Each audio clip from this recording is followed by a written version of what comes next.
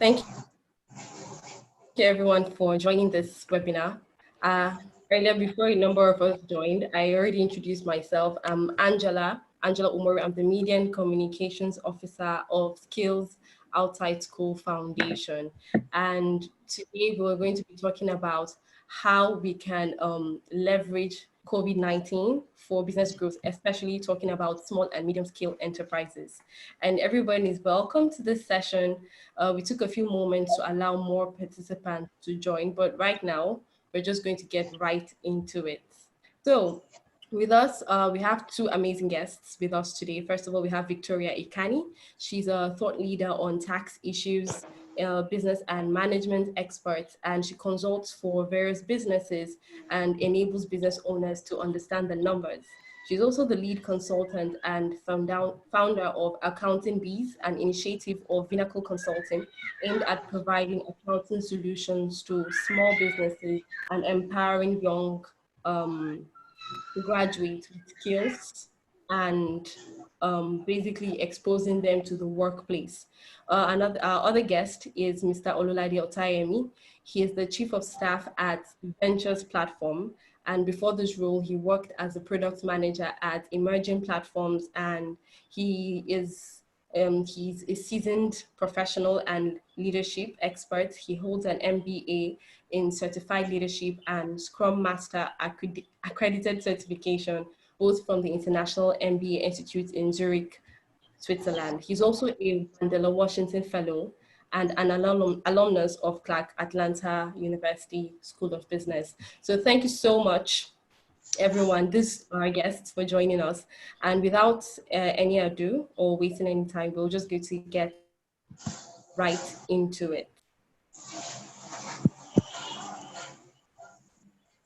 So we'll start with you, Victoria, please.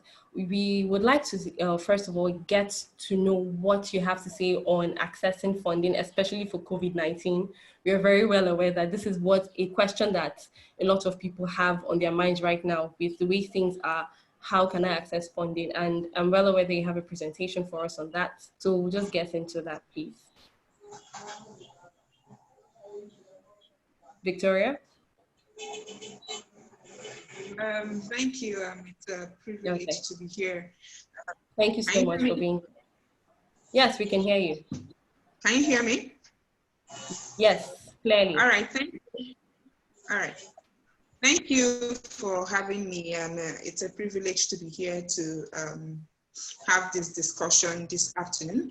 And going straight into the point of discussion, accessing funding for in spite of COVID-19 for small businesses. Yes, the government has put in a number of palliatives to see how they can support small businesses and individuals in spite of COVID-19. And as we all know,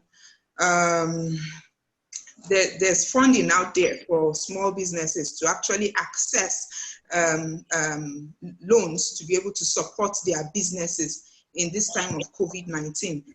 And as we know, New South Bank is at the forefront of that funding, managing that process to ensure that businesses who have been particularly hit by COVID-19 can actually have access to this to be able to support their business and then how they can move on from the pandemic and ensure that there is sustainability in there.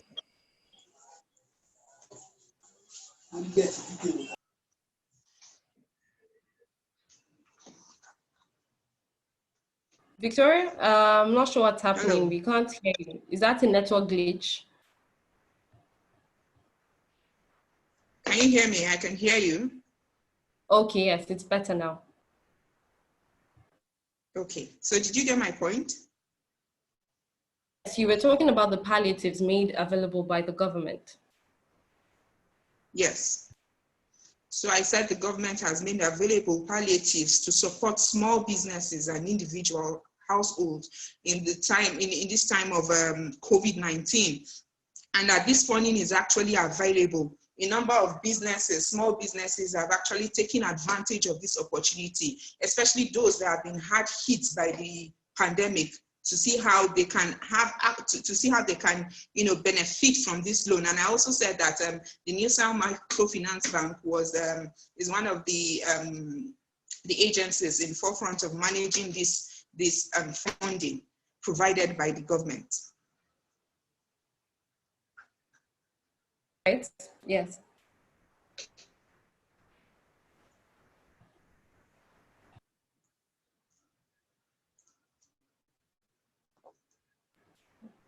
Again, you've gone off. I'm not sure what the issue is.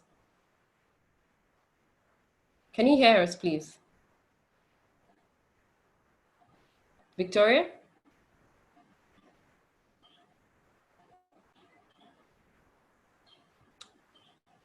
Okay. I believe she's experiencing some network issues. So I'm sure she's going to keep trying to reconnect. All right, Victoria, can you hear us now, please? Oh, we can't hear you. We couldn't hear you. Okay, I can hear you if you can hear me. Yes, now it's much better. Okay, okay.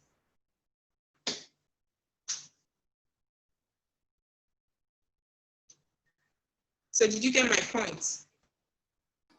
I'm not sure we got the last bit of what you were saying. I think we missed it. Okay, so I said there's funding for SMEs, for small businesses, and the government has provided funding to see how SMEs who are particularly hit by COVID-19 can access funding to help support their businesses. For those who are trapped, there's no cash flow, you can actually have access to this funding and see how you can use that to to support your business and help your business grow in spite of COVID-19. All right. So yes, you mentioned NISAL. Yes, yes. And I said that New South Microfinance Bank is one of the agencies in the forefront of managing this funding. And I know a number of SMEs and small businesses who have had, who have taken up advantage of this opportunity to get funding. If you go to their website, you see, the names of these businesses actually published, those who have had access to this funding. Okay. Okay, so but if I'm not mistaken, it's actually targeted at agro entrepreneurs, right? Not just agro entrepreneurs, they have a scheme for agro entrepreneurs. They also have a scheme for individuals. They have a scheme for small businesses as well. Okay, that's very interesting. So okay, right now maybe we'll just hear from Mr. Otayemi and basically on whether or not digital tools are completely essential to growing a small scale business or to even business growth as a whole. And then after that, we'll come back to you, Victoria.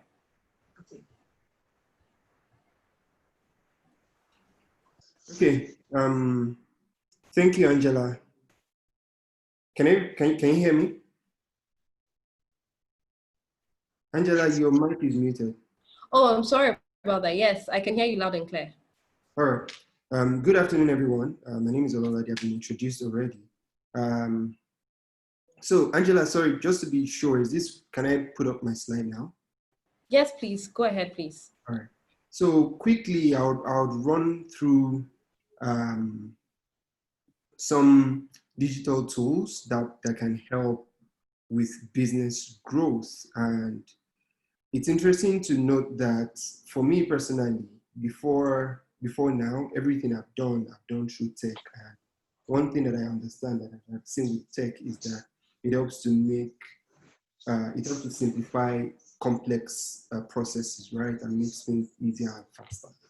So I'll just quickly run us through that because we don't have so much time.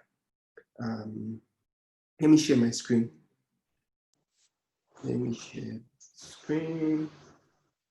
Okay.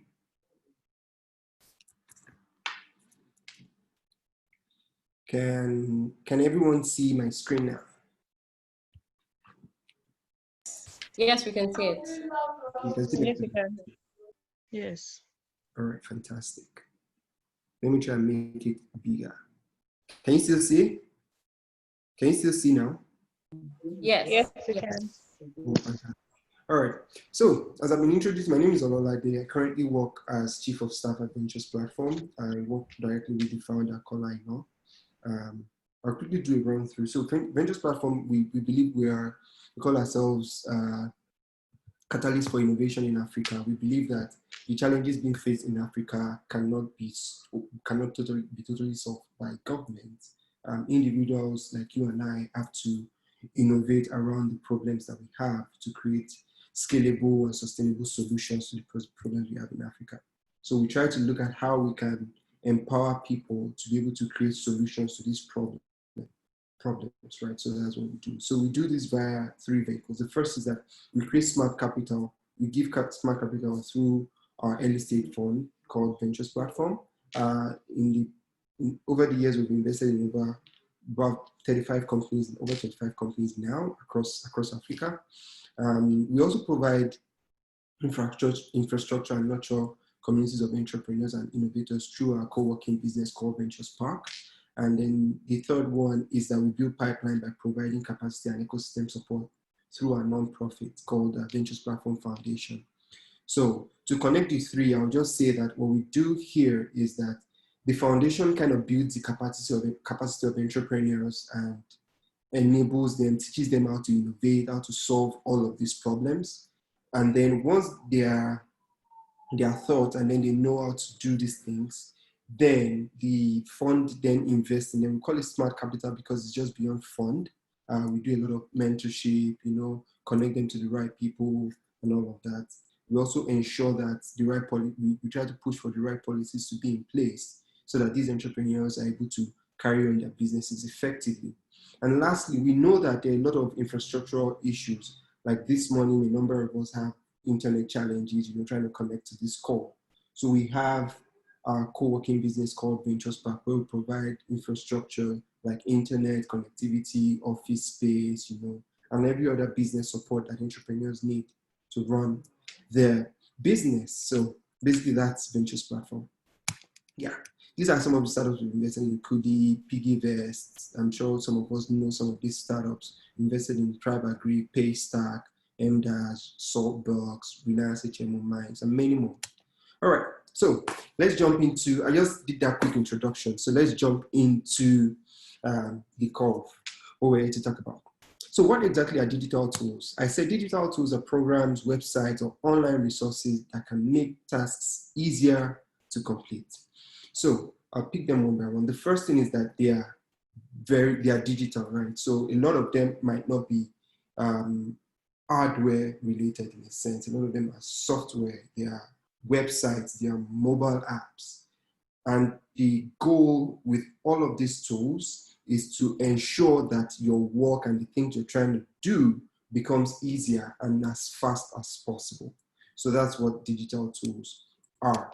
And they're, one interesting thing we also need to look at is that there are a lot of benefits to using digital tools, particularly when you're running a business. I often tell people that if you're running a business and you are not leveraging technology, you are doing yourself a disfavor because you're going to be expending 10 times the amount of resources and energy you're supposed to be expending for 10 times less returns and output. So it's always best for anyone, regardless of what you do, to try and look at how you can leverage technology in whatever you're doing.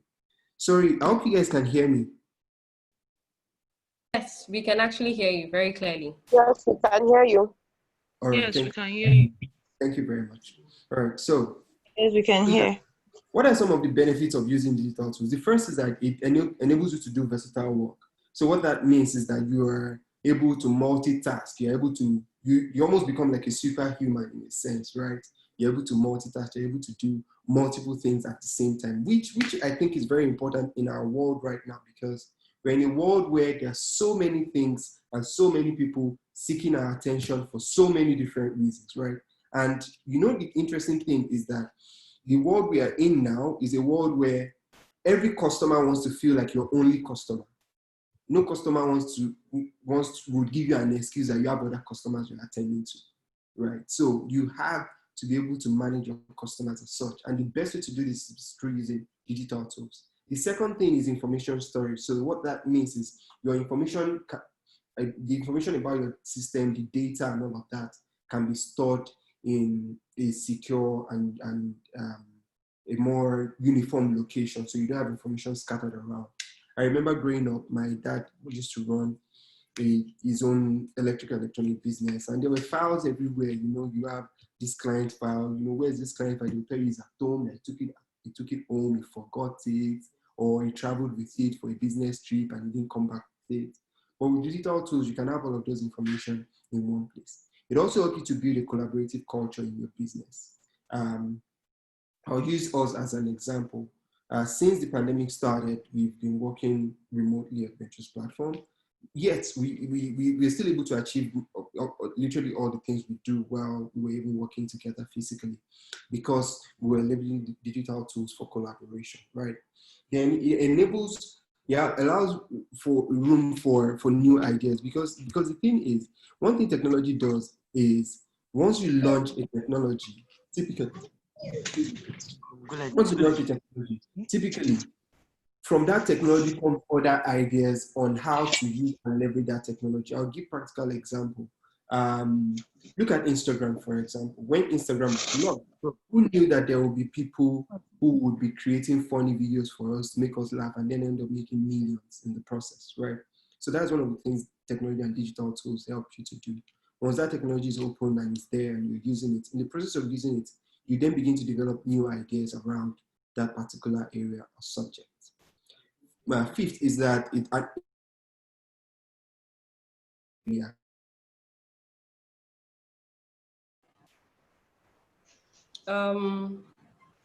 I think you're experiencing a network glitch. I mentioned that.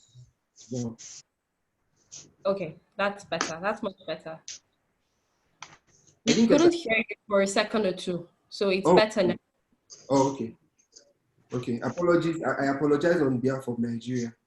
Well, it's what it is. All right, guys. So yeah, I was saying that it improves your customer experience, because that way you're able to treat your customers as though they're your only customers. Share some tools that will help you do that. It helps you save cost as well, because some of the things that you would do manually or hire 15 people to do, you can just get a mobile app with software to do that for you and makes it easy.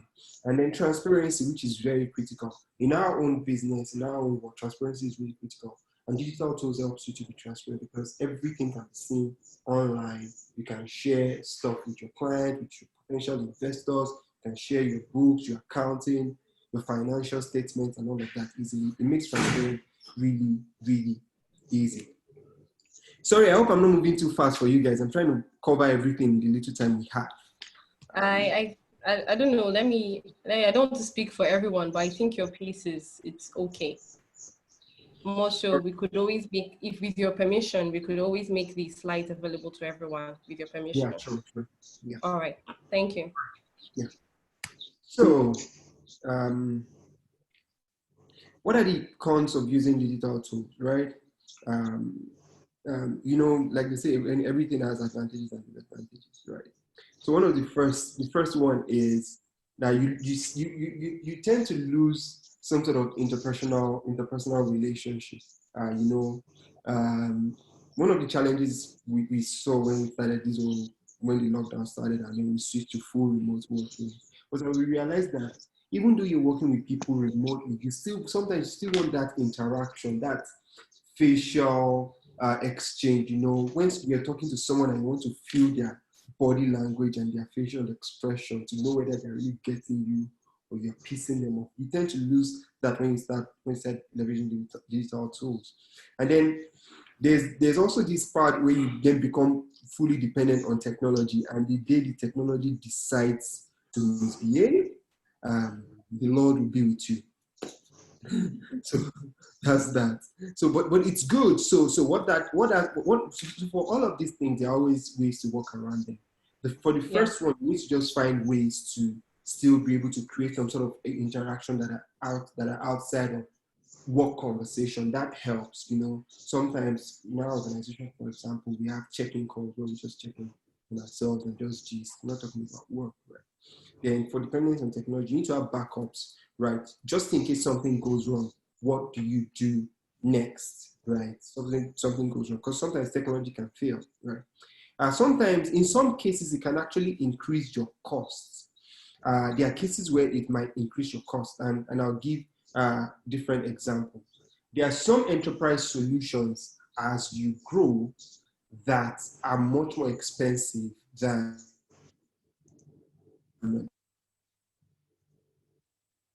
for SMEs, to be frank. It's typically not like that. But when I'm talking about enterprise solution, I'm talking about large enterprises, right? They tend to spend a lot on their digital tools. Their resistance to change. Sometimes it's just difficult for people to just adapt to just change, from what they're used to. Like, for example, if you want to switch, let's say your organization has always worked physically, you guys have worked together in a location. Sometimes it's always difficult to get people to make that transition from working physically to working remotely. It's typical human nature, so you have to be ready to manage that. There's an entire change management process that can go into that. And finally, data security. Because you're leveraging digital tools, that means a lot of the data will be virtual, will be online. So with that, you also need to consider data security. And one thing with data security is the bigger you get, the more you need to invest in data security, right? So that's the thing with that. So it has its advantages, has disadvantages, but the disadvantages always have workarounds to them. So there's no need to fail. All right, I'll just jump into a few tools that I think are helpful. And I think this is the point where you guys need to get your notepad Yes. and to I start. think we were writing all through. What? I think we were writing all through. We were taking notes all through. Interesting. So these tools that I'm going to share with you are tools that I have used. I've used some of them. Some I haven't used, but I have an idea of what they do and how they work. So I'm going to walk them through. Some are tools that we also use in our organization that have helped us so far. So, and for some of them, it will be helpful for you to at least read up on them. You can go to YouTube and watch videos about them before you start trying to use them in your business. One of the things that I can tell you about digital tools is that the quicker you're able to understand and leverage them, the faster you're able to build your businesses using those tools. Because most of these tools were actually developed for you to be able to build your businesses. And the truth is, for most of these companies, the more your business grows, the more their revenue increases. So they actually work towards ensuring that their tools are actually helping your businesses to grow. So you need to have that at the back of your mind. That the more you use this, there's every chance that it will help you grow your business, because as your business grows, the companies who have started or created these tools also earn more revenue as well. So it's a win-win for everyone. So I'll jump. Excuse me, I could just cut in here a bit. We're getting some feedback about the fluctuations in your voice. At some point, it goes so low, we can't hear you clearly. So if you could just speak a little louder, please. Okay. Thank you. All right. Thank you. So I'll try and increase my voice as much as possible. Is that fine? All right. Thanks. Yes, I think that's louder. And if you could just go a little slower as well. Sorry. Okay. All right. Thank you. Yeah. So I'll jump into the tools now. The first one I'll talk about are cataloging tools. And this is important for every business. I often say that in 2020, if you do not have a website or online presence for your business, you are losing a lot, because most of your customers nowadays, if you want to buy anything, you want to do anything, the first thing you do most times is you go online to check, right? There's one of my elderly friends who's based in Dubai now. In 2005 or 2006, I think thereabouts, one of the companies, the big brands in telecoms in Dubai, wanted to get settled in Africa. They wanted to start with Nigeria. And they were looking for an advertising agency to help them set out, right, with their marketing campaigns and all of that. And the only thing they did was they checked online. And at that time, 2005, 2006, it was the only person, it wasn't the biggest advertising agency in Nigeria. Don't get me wrong. but was the only one who had a website. They contacted him, and today he has offices in Dubai, he has in London, he has offices in Lagos, in Abuja, right? From that one deal. So that's to tell you in your online, particularly through a website. Two tools that I'll talk about here are Wix, and are you guys with me? Yes, we can hear you. We're with you. All right. So two things that I'll talk about here are Wix and WordPress. Basically, these two websites or tools, as the case may be, help you create an online catalog for your business. When I say catalog, doesn't mean that you need to be selling products. Something as simple as a simple page that tells people, okay, this is the name of our company, this is what we do, this is how you can contact us, can go a long way, right? So you can Google Wix. Wix is a very simple online platform where you can create a simple web page for your business. And it's very easy to use. If you do not know how to use it, you can go to YouTube and just Google how to use Wix for beginners. And then you see a lot of tutorial videos on how you can set up a basic web page for yourself. If you don't want to go through the stress, I would advise that you get a web developer to help you do something, no matter how basic it is, no matter how simple it is. It's better for you to have that than not to have anything. So it's important that you have your product and services cataloged on your website. All right. Then I'll go to e-payments. For e-payment, okay, I'll try and move faster. For e-payment, as a business, you want to receive payments. It's very important, right? So there are different tools and platforms that you can use for that. Paystack is one of them. With Paystack, you can set up simple payment pages. Go there, sign up free. You can set up simple payment pages, and people can go on there and pay you for your services and products using their debit card and credit card. Right now, Paystack even has something where people can use USSD their banks to pay you. So you can also look that up. E-commerce is another one. E-commerce is different from cataloging. With e-commerce, what that means, you have products or services you're selling and you want people to be able to look at the products, select them, and make payments right there and then. You can use Shopify for that. Shopify is one good one. You can Google and read up on it.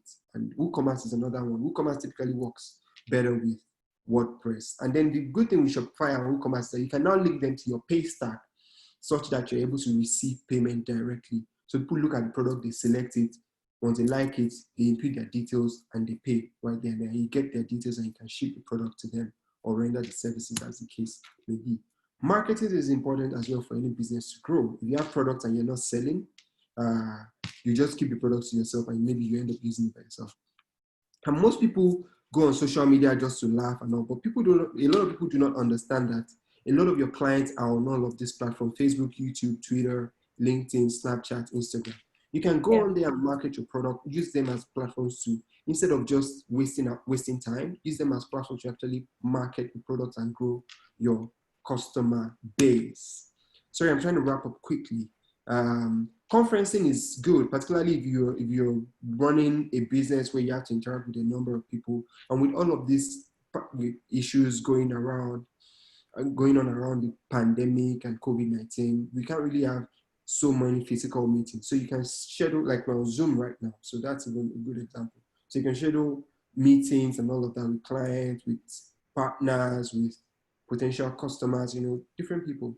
Crisp, I'll quickly talk about Crisp. Crisp basically helps you to manage noise if you're receiving or taking your conference calls in a noisy background. It helps you to remove all the background noises so that your voice is clear. You can also check that out.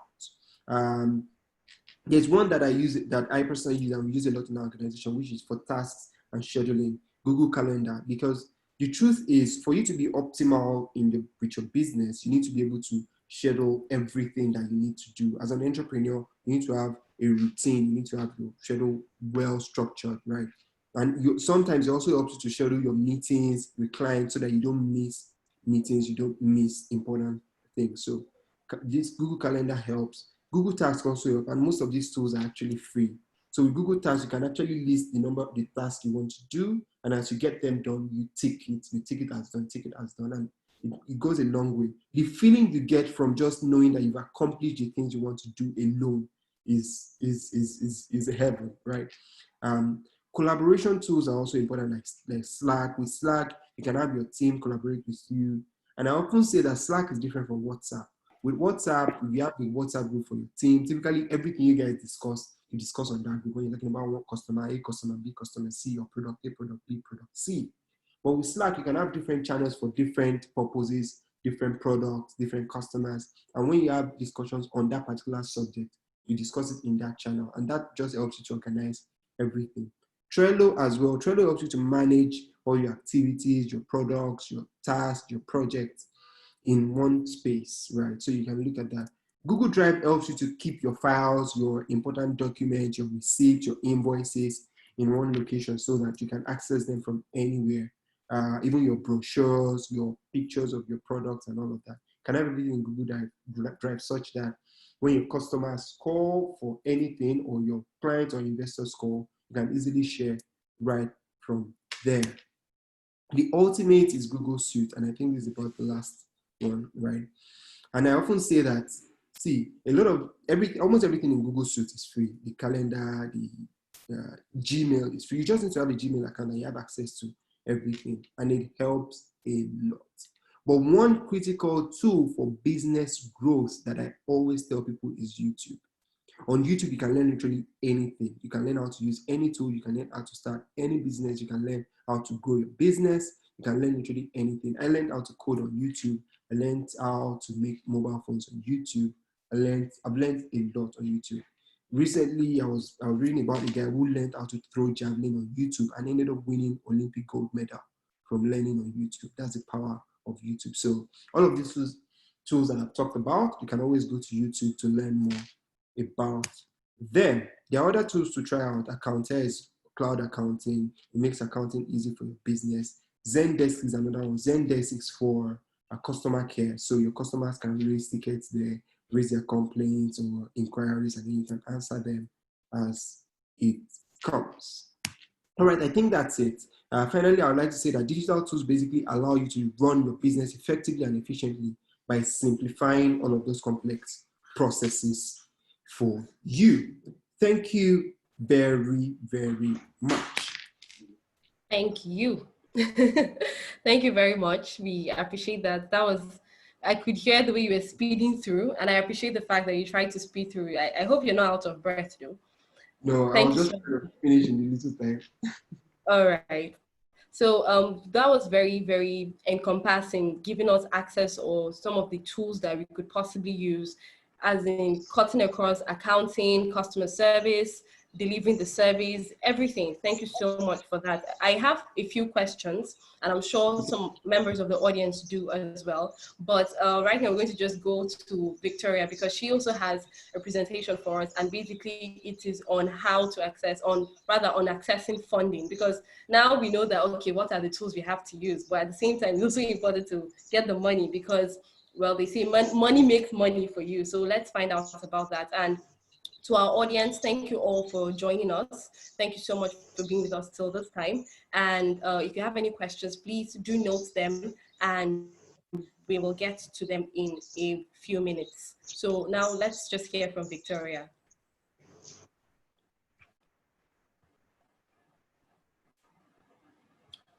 Victoria?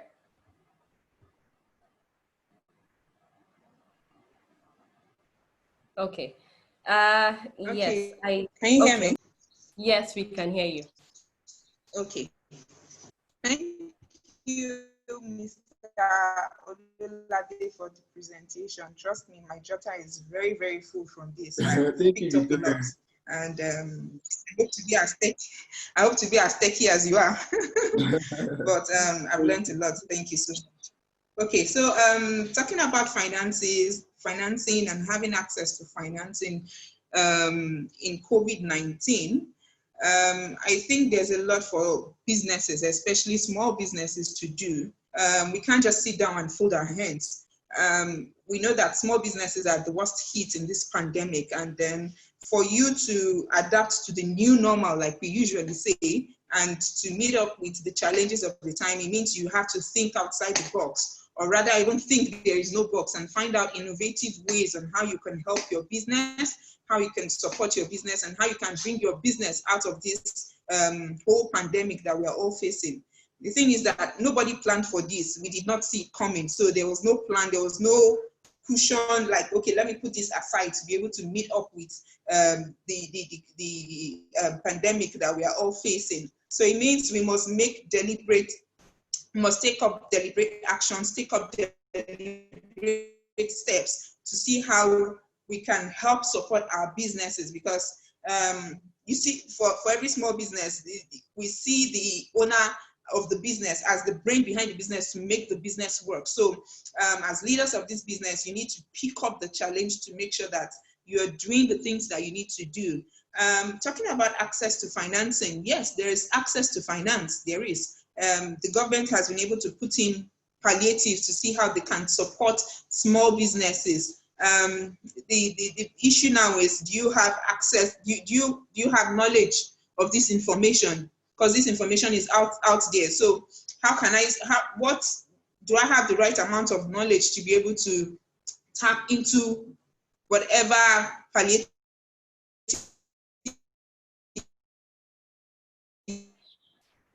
Victoria?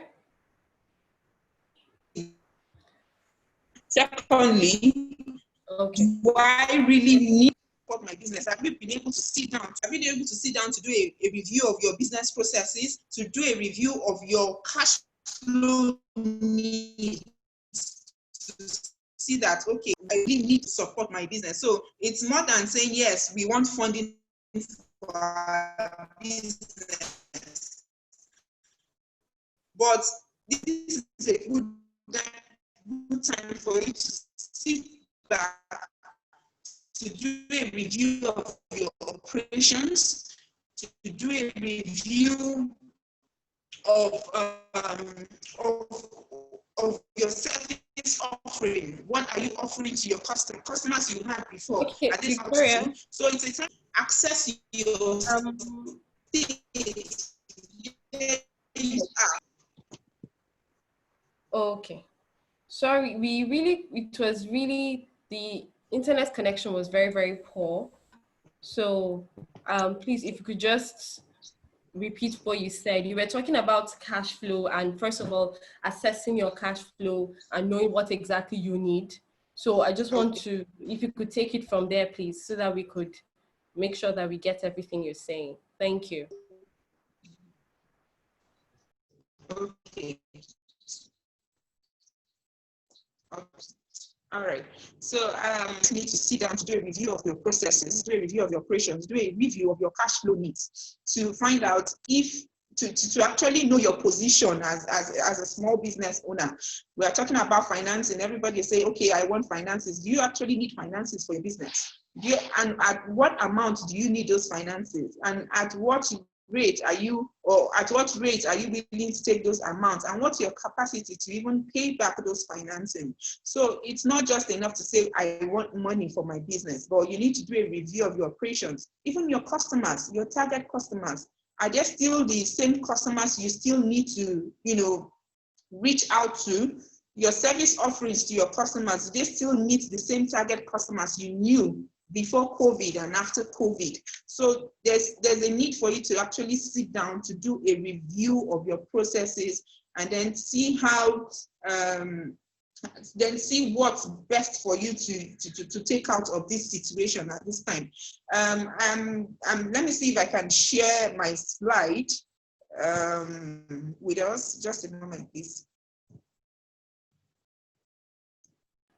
Okay, that's fine. Okay.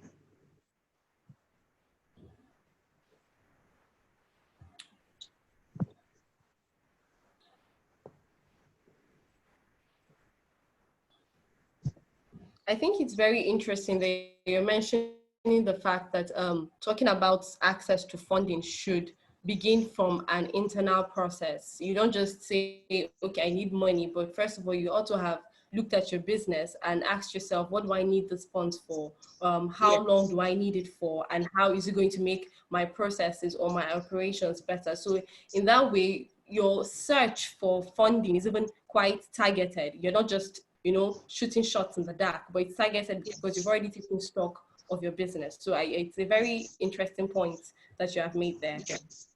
Yes. Okay, I think I'll just go ahead while I still try to put it up. But Okay. part of the points that I've put out for this presentation is how can, before we talk about financing, we know that financing is very critical for every business, for the survival of every business. But there are other things that we really need to pay attention to in the course of seeking out financing, which I feel is very important before we get to the meat of the matter, which is, okay, financing, I need finance. First of all, as a business, you need to pay attention to cash flow. You need to pay attention to your cash. We know that the era we are in now, there's not so much cash in circulation. So the current cash you have, what are you doing with it? How are you dealing with it? So you want to be able to track your receivables. So receivables means customers are owing. I've been able to sell my product out to customers, and I want to make sure that I'm getting back my monies in due time. So if I've been able to sell a service or a product to my customer, I want to make sure that I'm getting back my money, so I'm able to use that money to buy more goods to be able to sell, so that I can stay afloat. So you don't want to find yourself struggling with cash flow problems. So beyond your, you have your receivables, you have your payables. Payables means monies you pay out to people you buy your goods from. So you want to make sure that there's a connection between your receivables, your payables, and your inventory. Because at this time, your focus is moving from, am I even making a profit, to, do I have the cash flow to run my business? Do I have the cash flow to sustain my business? So you must have a coordinated plan for managing these three items: your receivables, your payables, and your inventory. You want to have a plan. You want to have what do you call it now? You want to have a strategy for managing these items. So, for example, our organization, we might say the timeline or the cycle for collection of debts from customers might be 2 weeks or 3 weeks. But you don't want to wait 2 weeks or 3 weeks to be able to get your monies back from your customers. So you want to put a review. First, you want to ensure that you even, okay, for if you have to owe you money, so you want to have a system in place that says, for every money that goes out, we want to make sure that in 3, 4, 5 days, we are collecting our monies back. So probably you might want to be giving out discounts to your customers to ensure that they pay back your money in good time. So you want to reduce the cycle of collection as much as possible, because cash is very important at this point in time. Then you want to improve collection process and your billing system. So you don't want to have people owing you for a long time. Then you also want to reduce the error rate on your billing system. So where you are meant to bill a customer, let's say 50,000 naira, you make a mistake of saying, and you bill him for like 30,000 naira. You know that has impacted on your cash flow, and then you are coming back to say, oh, I'm sorry, no, it wasn't 30,000 naira, it was 50,000 naira. And that's where technology comes in place, like Mr. Ololade said earlier. So you want to have a system in place that tracks your cash flows. You want to reduce error. You want to focus on inventory management. So you want to also make sure that you are not stocking up so much goods, and then you are having your money tied up in goods that you are not able to sell. So you want to have a smart process of handling your inventory. That if you deal with inventory, you want to also have a smart process of supply and your supply chain. Then you also need to keep proper records of your business transactions. So this is not the time where, okay, I'm thinking, how much did I invoice this customer? Oh, was it 50,000 or was it 30,000 naira? This is not the time. So this is a good time to sit down and review your process. Do I have a proper accounting process in place for my business? Do I have a proper structure that speaks to my business records? You know, so you want to be able to set up your structure to make sure that you are tracking your income, you're tracking your expenses, you're tracking everything. Cash is very key at this point in time. So if you want to be able to sustain that business growth, this is a good time for you to sit and begin to think about your processes, your systems, your processes. They must be in place, and you must also have a tight system in place. Secondly, you must also have a plan for managing supply chain activities. Right now, there's an increased pressure on supply chain. There's a chain, cost of production and distribution. So it's very difficult for you to move your goods from one place to the other because of the restriction in movement. So what's your plan? Am I able to easily move my goods from one point to the other? Because if you don't have that in plans, it means that it's going to have an impact on demand. It's also going to have an impact on supply. So if your customers are placing orders for your goods and then you're always giving excuse, oh, I'm sorry, this product is going to come back. We don't have the capacity to meet your demand at this time. Just give us 2 weeks, 3 weeks. It means you're losing credibility. You are losing relevance at that point in time. So you want to have a proper plan for managing your supply chain activities. You want to know that your customers have capacity to pay for goods. You are not just giving out your goods out to your customers. These customers, like I said earlier, it's a time to also do a review of your target customers. Who are my customers? Who are the people I am dealing with? So am I giving money? Am I giving out my products to people who will not be able to pay me at the end of the day? It's a problem. So you need to sit down and do a proper review. Then you want to opt for local sources of raw materials. So that's in managing your supply chain activities. So if before now you depended on foreign,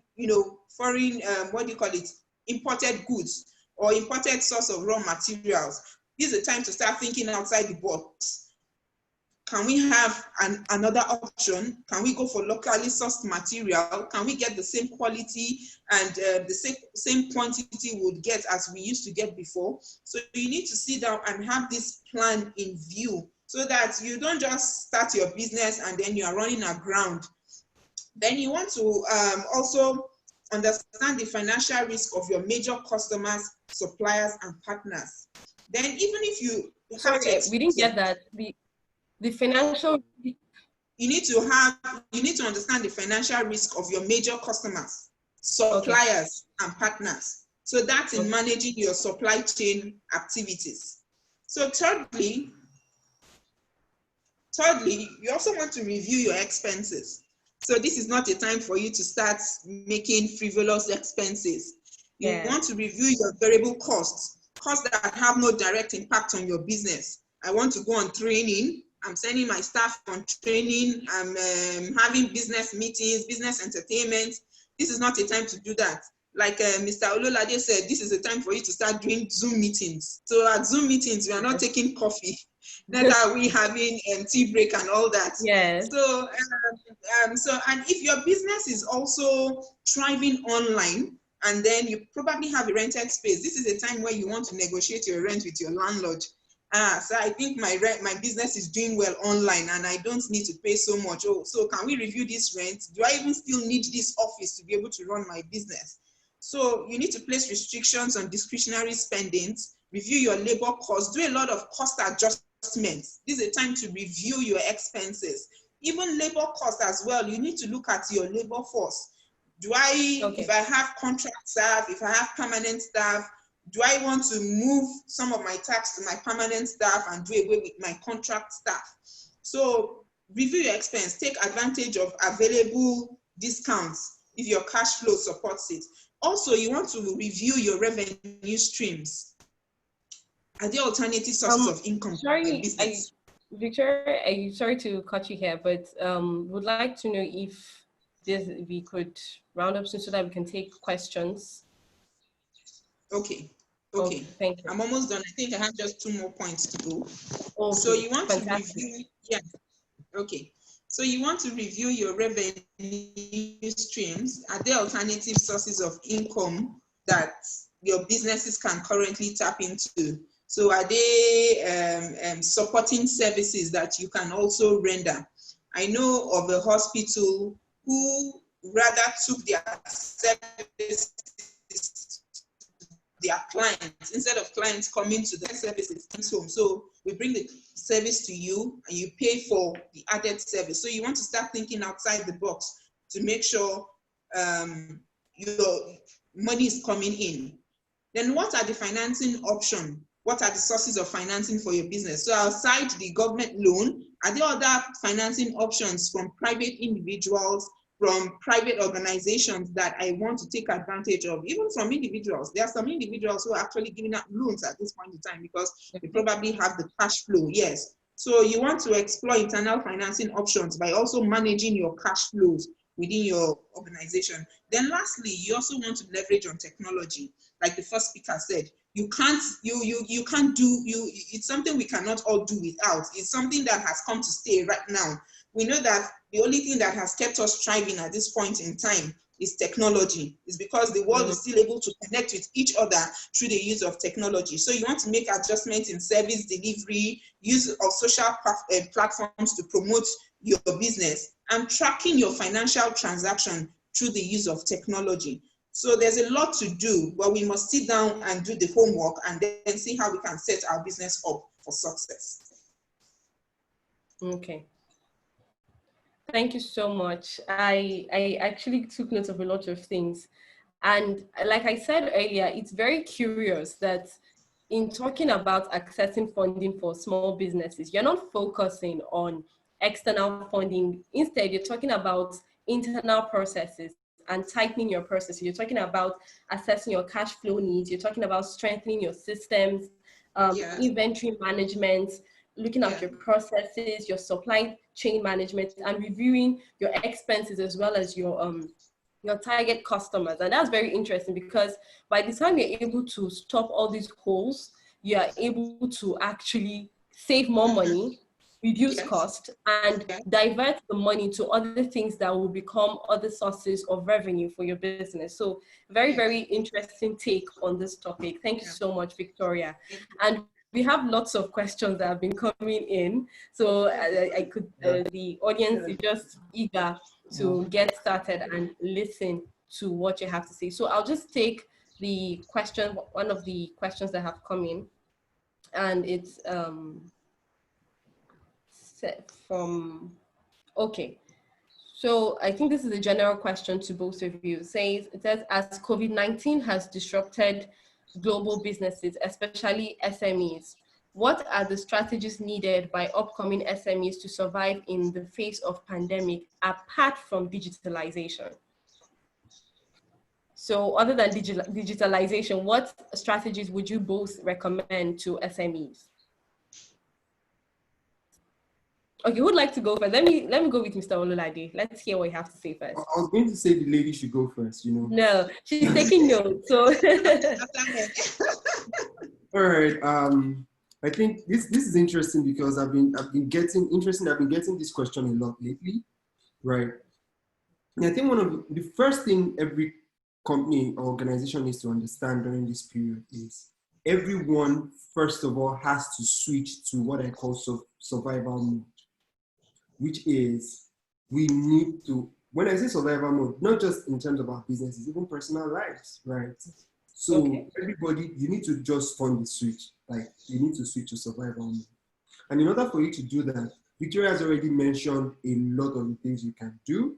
You need to really assess your operations and everything across the board. One critical thing that is happening for businesses is there are some businesses that are experiencing a surge in patronage. There are some that are experiencing huge decline in patronage. So you need to really assess and look at which side of the divide that you fall on, and based on that, you can now make your decisions. What do we do if you are getting a surge in patronage? How do we ensure that we deliver maximum value to our customers? If you are not, how do we pivot what we're doing to ensure or to look at what is in demand now by our customers? And your internet connection is muted. It's unstable. Oh, can you hear me now? Your internet connection is unstable. Can you guys hear me? So yes, we can. Oh, yes. Okay, please go ahead. Okay, so let me just quickly wrap up by saying there are two divides right now. The first divide is there are some organizations or companies who have started seeing increase in patronage based on the kind of businesses they are doing. Maybe you're selling food or you're in the health sector, you see a huge patronage this period. There are some other guys who are seeing a decline in patronage, right? So based on whatever side of the divide you're on, you need to really assess the situation. And based on that, you need to make a decision. For those who have huge decline, your priority right now should be how do we ensure we deliver maximum value to our clients based on what is going on. For those who are on the decline, right, you need to now look at it and say, based on our expertise and what our users or customers need, what can we give them that we know that we have the expertise to deliver now? That is also critical to them. Because don't forget that right now, everybody is in survival mode. So they will only patronize things that are very important and critical. So that's what I would advise every startup to do right now in the face of this pandemic for you to be able to survive. Thank you, Victoria. I think Victoria also mentioned a lot of things that you need to do, access your processes and all, look at your cash flow, look at where the point where your expenditure point and how to reduce your necessary expenditure this period and only do the critical things. Anything that is not mission critical right now, you don't need to indulge in it. That's one critical thing. Angela, are you there? Yes, I'm here. I'm here. Okay. So thank you so much for that. Talking about finding, okay, well, let's hear from Victoria first, so then let's merge what you both said. Yeah, I totally agree with him. And like he said, it's no more business as usual. You know, we all have to sit down and make this thing work. So you need to sit down. You know, it's your business. So you need to sit down and do a review of your processes. Like you said earlier, I've actually mentioned a number of things you can actually do, at least practical things you can do to be able to see how you can navigate this whole thing. But you need to sit down and do the homework. You need to be able to see if it was a time where your customers used to come to you to access business, you know that you can't have that luxury anymore. So do I need to move my business to my customer? Those thinking has to be done. Those things you need to sit down to do those planning to be able to see how do I navigate this whole thing, play the different scenarios on ground, and then pick up what works best for your business and then run with it.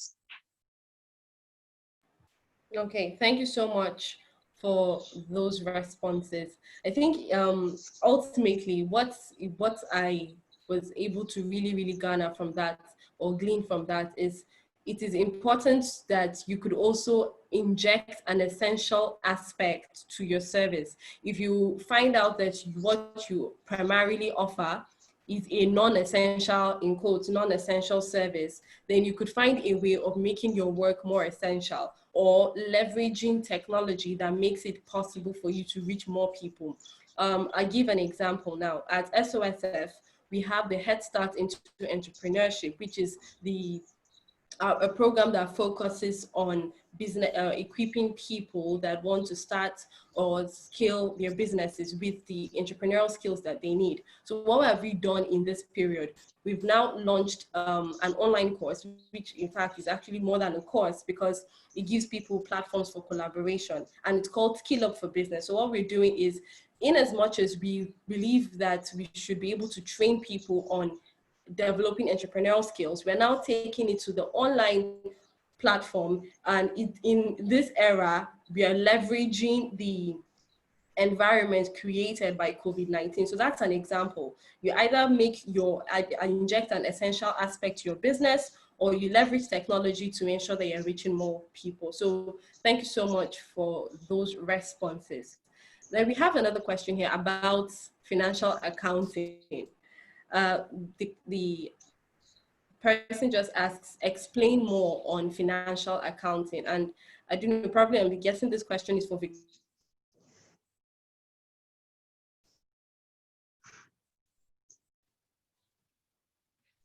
Hello? Angela, Can you hear me? We lost you. Sorry about that. I think that was a network glitch. So I don't know if you heard the question. The question was on financial accounting. Okay, that sounds like a So I'm guessing subject. that question is for Victoria. Okay. Okay, I said that sounds like a subject in university. Exactly. So it's actually a very broad question. So I don't know. Let me try and reduce it on behalf of the person that asked. I'm guessing, Victoria, maybe you could just tell us the basics of what an SME needs in terms of accounting, and maybe what tools that you could use to make it easy. That's just very briefly, please. Okay, I'm an advocate for keeping proper books and ensuring that you have a proper accounting system and a structure for your business. We deal a lot with small businesses. We have a lot to do with small business in the course of our engagement, and then we realize that a number of them still don't get it right with their books, still don't get it right with their numbers. But for you to be able to measure proper growth, for you to be able to measure or track progress for your business, you need to be accountable. You need to be accountable. So you want to ensure that every financial transaction that occurs in your organization, there's a process to track it. So you want to ensure that you have your proper books in place. You want to ensure that if you're selling a service or a product, you want to make sure that every item is properly tracked, from going beyond, okay, recording it in, even if it's a small book. I want to keep this book. If I'm selling to Mr. A, I want to make sure that I know I sold to Mr. A on this date on this amount. So beyond that, you are going beyond that to have invoices or receipts issued to every customer. So that's a more advanced stage of saying, okay, I have the tools to be able to track this business transaction. So you also want to be able to track your expenses. So you want to make sure that you have a process for tracking inflow. So as long as a financial transaction occurs within your organization, you want to be able to track what is coming in and what is going out. And trust me, it's work. It's not just something you do off your head or wishing you could do it, but you want to be able to say that for my business, it is my responsibility to make sure that I track whatever comes in and goes out of my business. And if it's something that you feel you cannot do on your own, you want to speak to a financial consultant. There are a number of us out there, supporting businesses to make sure that what needs to be tracked is tracked, what needs to be kept is kept. And then there are also a number of digital tools out there that can help you also, track your financial transaction. Like he mentioned Accountia. I know Accountia. Accountia is a very beautiful indigenous accounting software that helps, businesses keep track of their financials. And then there's still a number of them out there. But for every business, I still advocate that you must make sure that you have a proper accounting structure in place. That is the only way you can stay accountable and then practice proper financial accounting like the person asked. Okay, thank you so much for that question. I think that was a crash course on financial accounting. Maybe I should go write ICANN. Yeah. So we have another question and it's, as a young, ambitious, and inexperienced graduate, what would you say should be the first steps to building a consulting business, specifically tax consultancy? Again, this is a question. Yes, Victoria. Yes. Well, I would say you first need to go on the study and know what the business is about. For our profession, there's always, before you can be called a professional, you have to go through a period of training and mentorship. You need to attach yourself with probably a firm that is currently in practice, and you can't take that outside. It's not something that you just wake up and you call yourself a consultant. Before you can be called a consultant, it means you've had the experience, you've gone through the ups and downs, you understand what the business is. So to run a successful consulting firm, first I would ask, my very first advice to the person is look for a firm where you can train, where you can be trained. That's where you learn the business, and that's where you understand how the business works. You don't learn it through books. You don't learn it through school learning. It's not sufficient enough for you to be able to meet up with real life scenarios and real life, challenges that comes in place. So first thing is look for where you can be trained, look for who can mentor you, and then you pick up your career from there. Okay, thank you so much. Thanks for harping on mentorship. That plays a very vital role. So, Ololade, let me quickly ask you this question on tech startups. I am very aware that in fact, you mentioned it in your introduction that your organization does a lot of work with startups. So, at the same time, we understand the fact that tech, well, they already leverage the digital environment. So would you say that they are already properly positioned for this business environment? But then I'm asking this in the light of the fact that Nigeria has a lot of infrastructural challenges, from electricity to a poor internet connection and the likes. So in spite of these challenges, do you really think that Nigerian tech startups are properly positioned for business growth in this period? All right.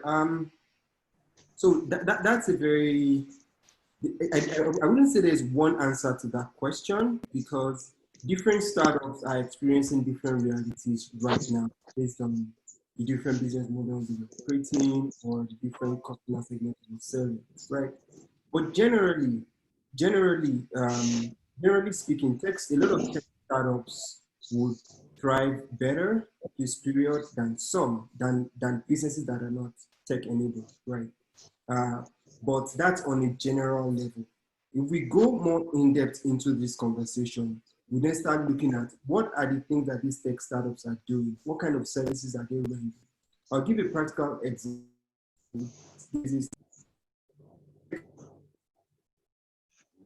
They're into they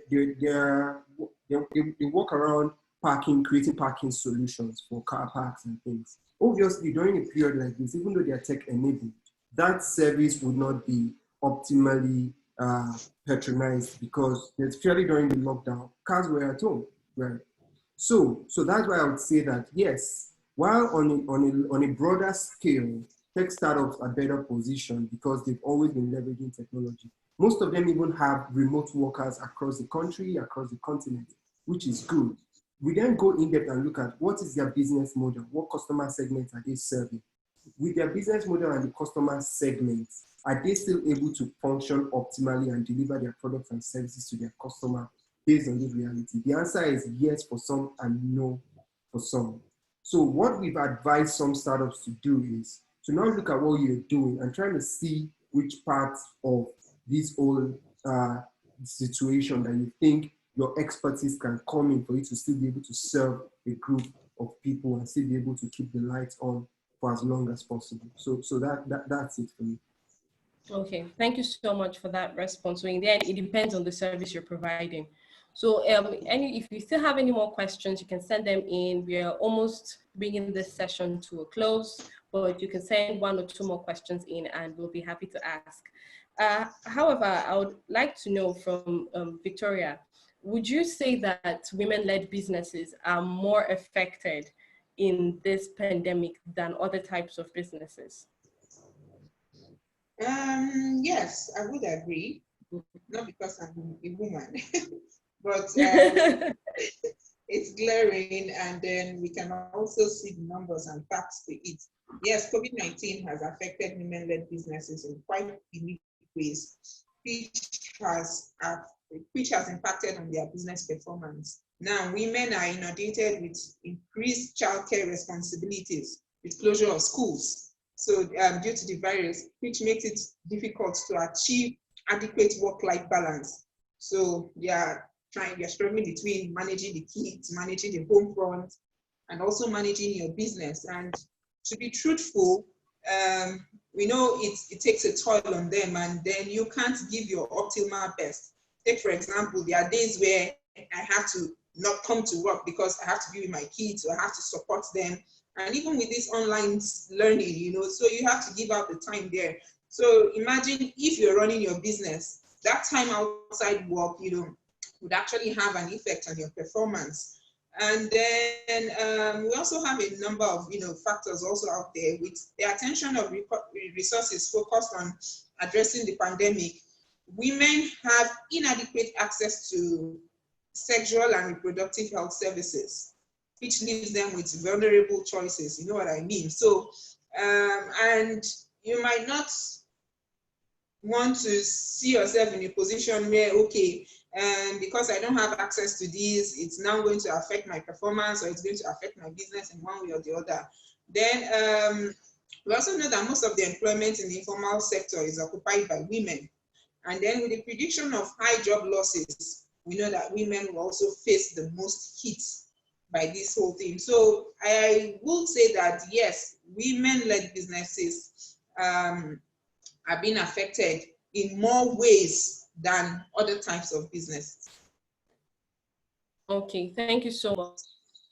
Thank you very much. So at the same time, what you just said, it's very interesting that you mentioned that, but I'd like to know what strategies you could recommend for a lot of women that wear many hats.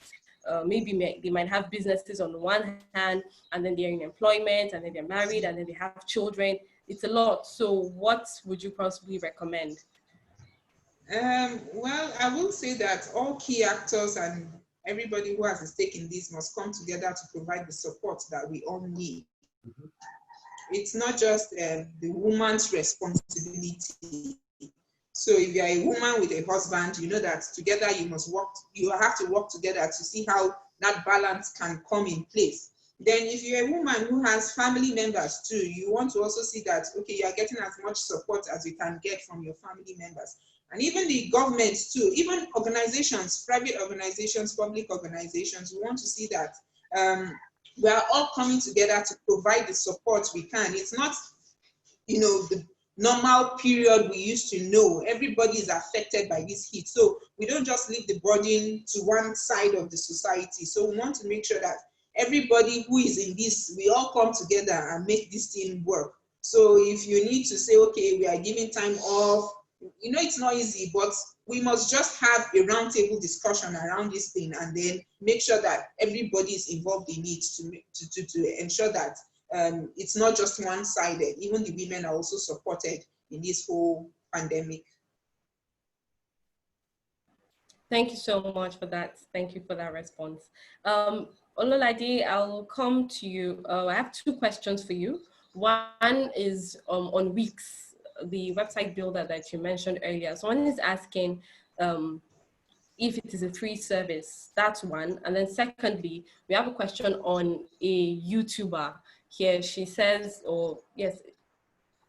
I'm not sure if it's a he or a she, but Favor says that he or she would like to know other tools apart from the known social media platforms to increase his or her audience. So those are the two questions I have for you. Okay, thank you very much, Angela, and thanks to the people who asked the question. The first for Weeks, Weeks offers what we call a freemium package. Premium package means that there are some parts that are free, same as Zoom, right? There are some parts that are free, so you can access the services for free up to a level. Then if you want more, you then have to opt in for the premium package, right? So yes, you can start it up for free. The website is wix.com, that's wix.com. With that, you can easily build a web platform for free, starting with the free service. Then if you want more, you pay for them. The second question talks about other ways to increase engagement and all of that for a YouTuber. To be frank, I'm not a digital marketing expert, so I may not be able to answer that question adequately. But one of the things that I know is that starting with some simple tools as like Google Ads, Facebook ads, and all of that can really increase traffic to your platform.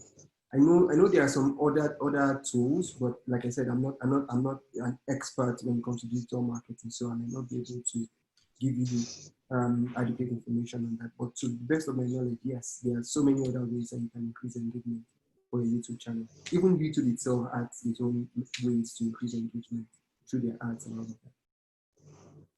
Okay, thank you so much. And in addition to that, I would always advise or suggest that there's nothing that beats consistency. Consistency in itself is a marketing plan.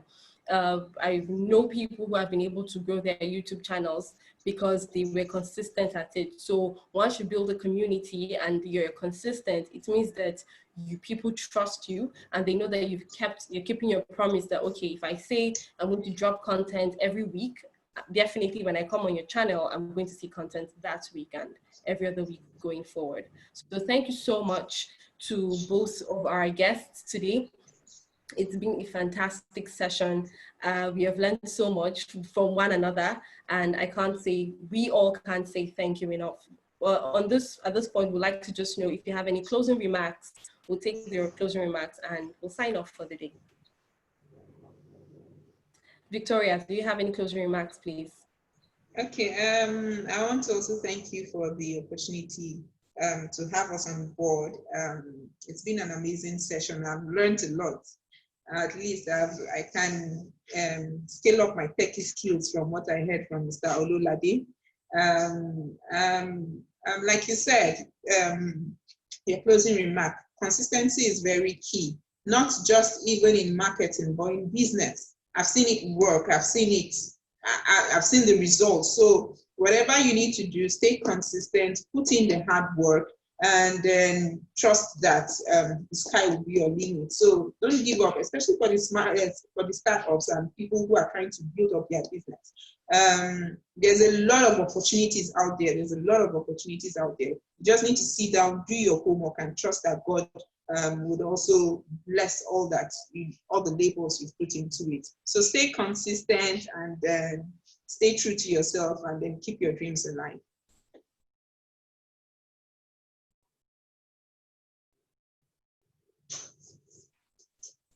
Angela, are you there? Okay, thank you so much. It's your turn. Let's hear what you have to say, please. All right. Thank you so much, Angela, for having me, and thank you, Victoria. Everything you've said just makes a lot of sense to me because Adventures Platform, like I mentioned earlier, we invest in startups, and we have a lot of people come to us, and they don't have all of these things that you've said ready. They don't have their processes, they don't have their financials, they don't have all of these things, and then we have to do a lot of this back and forth, saying you don't have this or that. We call it investor readiness, but I think in your case, I'll call it financing readiness, right? So thank you so much for all that information, right? I learned a lot. I think you should have a course on this for SMEs. Yeah. Yeah, and yeah, I think one of the things I'd like to say to everyone who is participating in this is the fact that you even attended this kind of conference or this kind of program shows that you're willing to learn and improve and grow your businesses, which is the first step to growth. So you need to continue seeking for knowledge, particularly this period. Knowledge is key, right? One other thing that I would say is periods like this, even though when we look at it, we can say that there are a lot of challenges, there are a lot of things going on, there's a lot of chaos. But if you look at it critically, every time things like this happen, every time there are challenges like this, they usually pose opportunities for those who are able to look deeper and find challenges that they can provide solutions to. And I'll give practical examples. There are a lot of big companies that we know today that started in periods of recession and pandemic like this. An example is HP, between 1927 and 1938, Microsoft in 1975, Apple in 2001, MailChimp in 2009, WhatsApp, Pinterest, General Motors, CNN, IBM, Uber, Instagram. All of these startups, all of these companies started in periods like this because the founders looked at what the challenges were at that time and how they can use their expertise to solve them. If you look deeper, I'm sure you can find something that you can use your expertise, whatever you have now, to solve, which can eventually blow up to be something really massive in the nearest future. So I wish everyone all the best, And I know that at the end of this, we will all come out bigger and stronger. Yeah. Thank you. Thank you. All right, thank you so much. Again, I can't say thank you enough that you have taken time out of your schedules to be with us today. I understand that you both are very busy people, and thank you so much. Thank you to our audience for sticking around and listening and learning and asking questions and engaging. We can't say thank you enough. My name is Angela Umoru. I am the Media and Communications Officer of Skills Outside School Foundation, and we work in education, employability, and entrepreneurship, doing our best to equip different people across different walks of life for the global economy and for productivity. So thank you so much. You could also let us know if you have any questions on social media, and you could always check out our website, www.skillsoutsideschool.com. Thank you everyone for joining us, and have a lovely weekend. Thank you so much. All right. Thank you. Thank you, everybody. Bye.